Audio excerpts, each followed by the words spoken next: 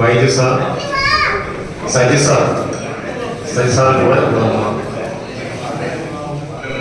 ഒത്തിരി അച്ചീവ്മെന്റ്സ്. അത് കഴിഞ്ഞിട്ട് പിന്നെ നമ്മുടെ ഡിപ്പാർട്ട്മെന്റിൽ വർക്ക് ചെയ്യുന്ന സമയത്താണെങ്കിലും സ്വന്തം കാര്യങ്ങൾ മുതൽ ഒത്തിരി കാര്യങ്ങളുണ്ടായിരുന്നു. ഫോർ എക്സാമ്പിൾ ഇപ്പം എന്താണ് ഈ തെക്ക് കയറാവുന്ന മുതല് കുറെ 500 പേരെ പഠിപ്പിച്ചിട്ടുണ്ടെന്നൊക്കെയാണ് പറയുന്നത്. മഹാലക്ഷ്മി സാർ രാവിലെ തന്നെ അവിടെ നിന്ന് എന്തെങ്കിലും ഒരു പ്രശ്നം ഉണ്ടെങ്കിൽ വിളിക്കും. അപ്പൊ അത്ര ഇതായിരുന്നു. നമുക്കത് ഒരിക്കലും ഹൈപ്പോ ട്രാൻസ്മിറ്റ് റൺ ചെയ്യാന്ന് പറയുന്നത് അത്ര എളുപ്പമുള്ള കാര്യമല്ല. 50 കിലോവാട്ട് ഓർബൈ ട്രാൻസ്മിറ്റ് ധാരാളം വർക്കുകളുണ്ട്. അപ്പൊ ശ്രീകുമാറിനെ പോണൊക്കെ ഉള്ളവരുണ്ടെങ്കിൽ നമുക്ക് നല്ല ധൈര്യം. നമ്മുടെ ടീമിലായിരുന്നുള്ള പിന്നെ നമുക്ക് ഫുൾ ടൈം പിന്നീടാണ്. പക്ഷെ തഞ്ചാണിയെ നമുക്ക് ഒറ്റ പേരിൽ ദൂരദർശനിലാണെങ്കിലും AR-ലാണെങ്കിലും ഇന്ന് അറിയപ്പെടുന്നുണ്ടെങ്കിൽ അദ്ദേഹം ഒരു സകലകലാവല്ലഭൻ തന്നെയാണ്. എല്ലാ പറഞ്ഞു ഏതൊക്കെ വർക്കുകൾ അദ്ദേഹം ചെയ്യാത്ത വർക്കുകളില്ല. ഇന്നോവേറ്റീവ് ആയിട്ടുള്ള ധാരാളം വർക്കുകൾ. സംസാരിച്ചു കഴിഞ്ഞാൽ എന്റെ സംസാരത്തിന് സ്കോപ്പില്ല. അടുത്ത തവണ പറഞ്ഞ ഇദ്ദേഹത്തിന് അവസാനമാണ് ഇതിന് ചാൻസ് കൊടുക്കാമെന്ന റിക്വസ്റ്റ് ആണ് ആവശ്യമുള്ളത്. പറയാൻ ചാൻസ് ഇല്ല. അടുത്ത തവണ ഇവിടുന്ന് അങ്ങോട്ട് മാറണം.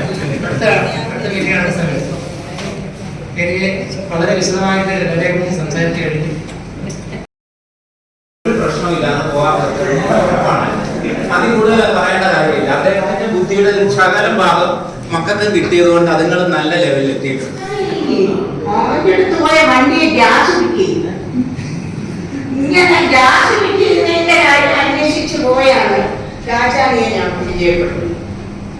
ഇപ്പൊ പറഞ്ഞ പോലെ ഒരുപാട് ടെക്നിക്കലി പിന്നെ സംസ്കൃത് കോളേജിന്റെ പുറകിലൊരു ബിൽഡിംഗ് ഉണ്ട് അവിടെ. പിന്നെ അങ്ങോട്ട് മെയിൻ ഊറ്റുകുടിയില് പിന്നെയോട്ട് കുറെ ബിൽഡിങ്ങില്ല. അതില് അവിടെ ഈ പഠിച്ച ഒരു സീനിയർ ജൂനിയർ ഒക്കെ ആയി ഓഫീസിൽ വന്നപ്പോ ശരിക്കും പറഞ്ഞു കഴിഞ്ഞാൽ നമുക്കൊരു ജോലിക്ക് കയറി എന്നുള്ള തോന്നലില്ല. ഓഫീസിൽ വന്ന സത്യം പറഞ്ഞാൽ കല്യാണം കഴിഞ്ഞ കാര്യം കൂടി ഞാൻ മറന്നു. വളരെ ഫ്രണ്ട്ലി ആയിട്ട് ഗ്രൂപ്പ് കമ്മീഷനും തമ്മിലുള്ള റിലേഷൻ കീപ്പ് ചെയ്യുന്ന റിട്ടയർമെന്റിന് ശേഷവും എല്ലാവരും തമ്മിലുള്ള ബന്ധവും എല്ലാം കുറച്ചും കൂടെ ഇവിടെ ഊഷ്മളമാണ്, ദൃഢമാണ്. ഒരു ലേറ്റസ്റ്റ് സ്റ്റേജ് ഒരു വളരെ വൈകി മാത്രം ഈ കുടുംബത്തിന്റെ ഭാഗമായി മാറിയതിന് എനിക്ക് നഷ്ടബോധമുണ്ട്.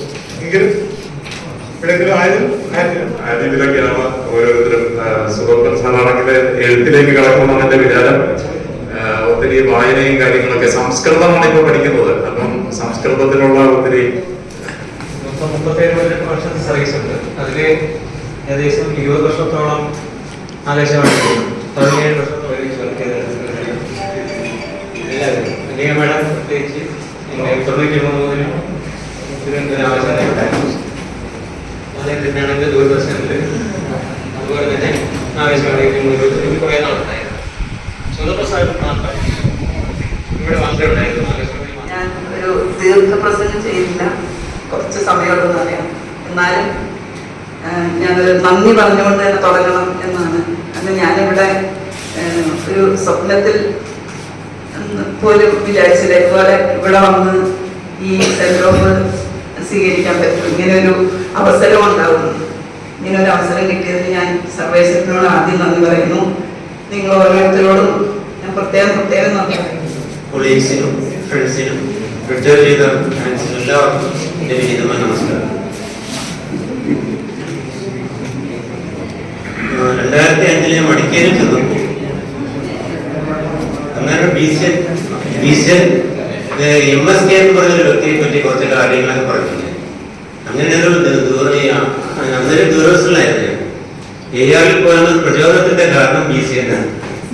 പിന്നെ സുരേഷ് കുമാർ ഒരു സെന്റ് ഓഫ് പാർട്ടിയുടെ അറേഞ്ച് ചെയ്യണം ദയവായി അഭ്യർത്ഥിക്കാം. പൈസ ഞാൻ സ്പോൺസർ ചെയ്യാം. കാരണം ഈ എക്സ്പീരിയൻസസ് പറഞ്ഞ് തീർക്കാൻ പറ്റുന്നില്ല. അതുകൊണ്ട് ഇന്ന് ഞാൻ പതിക്കുന്നില്ല. എനിക്ക് പ്രത്യേകിച്ച് പറയാനുള്ളത്